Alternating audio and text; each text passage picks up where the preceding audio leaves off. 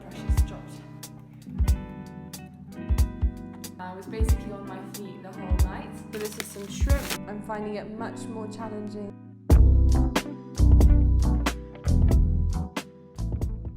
Hi everyone, welcome back to the channel. My name is Sarah, I'm a junior doctor working near London, and this is going to be a vlog about nights. I'll show you around, show you the things that I do, the cases that I see, and yeah, I hope you really enjoy it.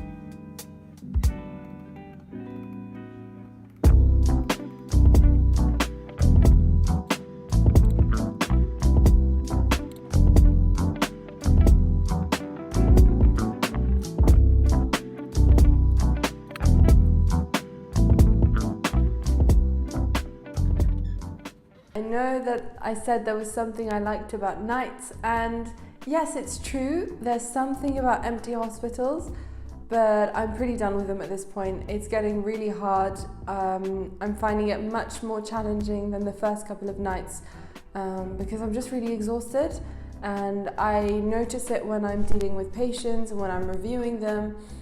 I catch myself trying to take shortcuts or not being as thorough or taking enough time as I usually would. So I've been trying to consciously make an effort to not be too affected by how tired I am, which is not easy. Tonight there was a lot of running around. It was busier than last night. I had to confirm 3 deaths. There was an interesting case of resistant hyperkalaemia, so a patient who was on dialysis with end-stage renal failure, and his potassium had come back 6.3, so that's elevated, and it had been elevated throughout the day, but then it got up to 7.3 in the evening. We started him on the treatment and repeated the VBG to make sure that his potassium had come down after an hour.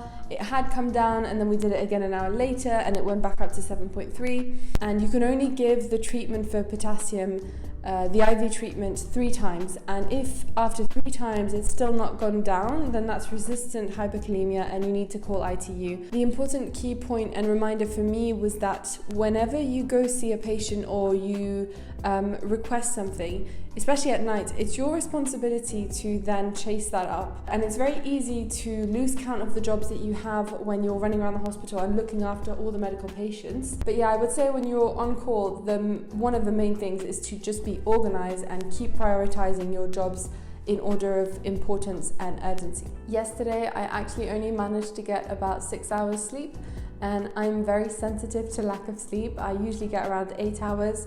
So I'm going to try and go to bed straight away. It does feel like all I do after a night shift is sleep all day, but I think I just need to remind myself that it's not a normal day and it's basically my night that I'm catching up on. So I'm just going to prioritize that because I've got 2 more nights left and I really need the energy to keep me going. I will see you tonight. I just woke up from my long nap and my grocery shopping has arrived, so great coincidence.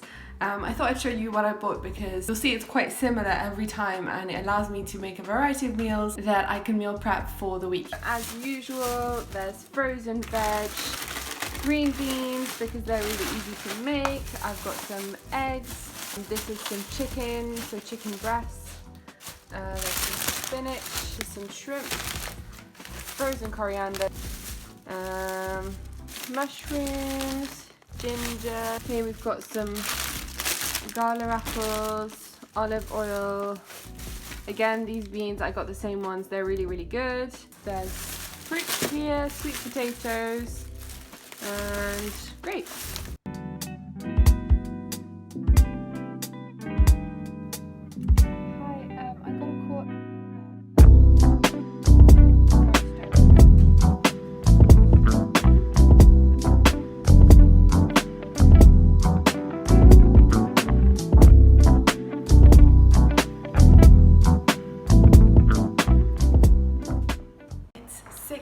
In the morning, so almost the end of the shift, and I'm just going to go see a patient with urosepsis who is needing a 5, so blood pressure's dropped. I'm back. I'm done with my 4th night shift and I'm very, very tired. Feeling a bit grumpy too. I realised that actually on my 2nd and 3rd night, I managed to get about 20 minutes or even 30 minutes of dozing time. I didn't actually sleep, but I was able to just shut my eyes and rest them for a bit, and that made a massive difference. And tonight rather, last night, I wasn't able to do that, and I was basically on my feet the whole night. So I'm really, really tired. Your sleep pattern is something that's very important on a night shift, and obviously it changes completely when you're on these shifts. So typically what I tend to do is sleep as soon as I'm done, so from around 9:30 a.m. to around 2 p.m, 2:30 p.m, around that time. And then I'll wake up, do my usual stuff, try and go for a run if I'm able to, and if I've got the energy, because your body does not appreciate having this whole shift of pattern. So I try to listen to it more and just go with the flow. And then if I'm still tired, which I usually am, I will sleep again at around 6:30 for another hour or two, just before my shift starts. So it's a lot of sleeping throughout the day and it feels like I'm doing nothing else, but I try to prioritize sleep on these days because it just gets unmanageable otherwise. Some people tend to just sleep as soon as they're home and they will sleep until 4 or 5 p.m. and then they stay up until their night shifts. Others sleep only a couple of hours in the morning and then take a longer nap later on. So it really depends on the person. I find that if I split them up into 2 chunks, it's most effective for me. One important reminder today was in terms of paperwork. Now, paperwork is so important in the hospital. You need to document everything. When you see a patient, when you're asked to review a patient, if you make some changes to medication, all that needs to be somewhere, written somewhere. And my hospital is paper-based, which means that everything is still very old-fashioned and patients still have their medical notes and a physical drug chart. It's a lot nicer, I think, when it's all on the computer because it reduces the risk of error. But there are pros and cons either way, and I think they're moving towards a computer-based system. So at one point there was a crash call, and as soon as I got there I saw that the nurse was already checking for signs of life, so the patient seemed like they'd already died. They had no pulse, and at this point usually you would go into CPR mode and start chest compressions, but this patient had a DNAR, which is a do not resuscitate form. So this is something that had been discussed with the patient with regards to if they were to become unwell in hospital and if their heart stopped beating, whether or not they wanted to be resuscitated with chest compressions. So it's a decision that involves the patient and is also made by the medical team. And it's really helpful to have these discussions in advance, especially for very poorly patients or elderly patients, because if it doesn't mean that it's going to happen, but if it does happen, it's really helpful to have a plan in advance and know what the patient would have wanted, and it doesn't come as a shock to the family or to the medical team because everybody is on the same page. So this gentleman already had a DNAR in place.